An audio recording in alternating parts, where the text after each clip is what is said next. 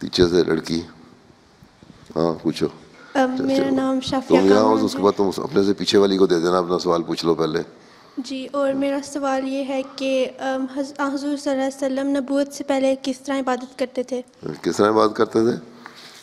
یہ تو سجدے وغیرہ میں جھکے ہوتے ہیں, اس طرح کرتے ہوں گے نا, سجدے میں جھکتے تھے اور اللہ کی عبادت کرتے تھے. جو طریقہ تھا اس زمانے میں عبادت کرنے کا خدا کی, اس زمانے میں آج کے زمانے میں بھی سارے بت پرست نہیں تھے. بعض لوگ ایسے تھے جو موحد تھے, جو ایک اللہ کی عبادت کرنے والے تھے.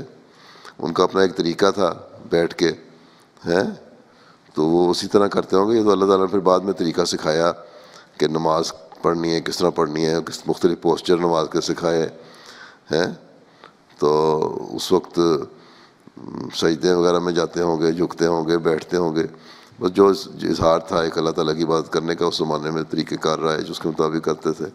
اور بھی لوگ تھے موحد جو عبادت کیا کرتے تھے, بتوں کے آگے بیٹھ کے یوں سجدے تو سود بھی کرتے تھے نا لوگ بتوں کو, یا ہاتھ میں دعائیں کرتے تھے, اس کے بجائے اللہ کے آگے جھکتے تھے. ٹھیک.